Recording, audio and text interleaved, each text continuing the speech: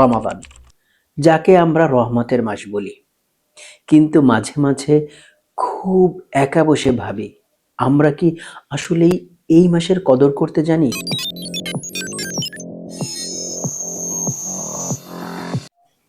আসসালামু আলাইকুম।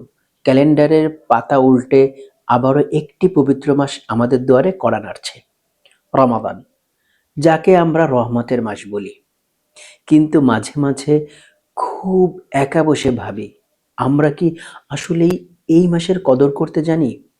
আমরা কি শুধু ইফতারের আয়োজন আর সাহারের মেনু ঠিক করতে ব্যস্ত থাকব? আমাদের ভেতরটা কি আগের মতোই অন্ধকার থেকে যাবে? দেখুন, একটা মেহমান যখন বাড়িতে আসে, আমরা তার এক সপ্তাহ আগে থেকে ঘর পরিষ্কার করি। অথচ মহাবিশ্বের মালিকের রহমত যখন নামতে শুরু করে, তখন আমাদের হৃদয়ের ঘরটা থাকে হিংসা, অহংকার আর দুনিয়াবি মোহে ভরা। আমরা ভাবি রমজান আসুক, তারপর সব ঠিক করে নিব। কিন্তু বিশ্বাস করুন, যে চারা গাছটা সারা বছর যত্ন পায়নি, এক মাসের বৃষ্টিতেই তা বড় হয়ে যাবে?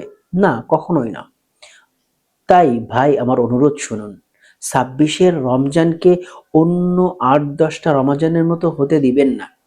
আজ থেকেই ছোট ছোট পরিবর্তন আনুন।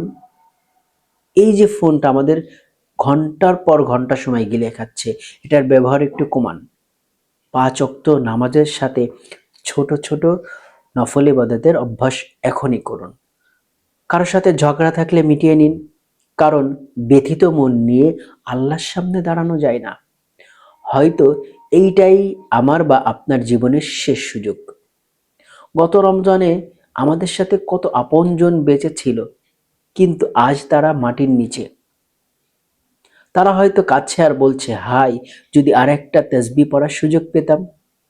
আমরা সেই সুযোগটা পাচ্ছি, তাই সুযোগটা দয়া করে নষ্ট করবেন না। পারফেক্ট হওয়ার দরকার নেই, শুধু আল্লাহর কাছে ফিরে আসার একটু চেষ্টা করুন। তিনি তো বান্দার ভাঙা মনটাই সবচেয়ে বেশি পছন্দ করেন। আল্লাহ আমাদের এই রমজানকে জীবনের শ্রেষ্ঠ রমজান হিসেবে কবুল করুন। আমিন।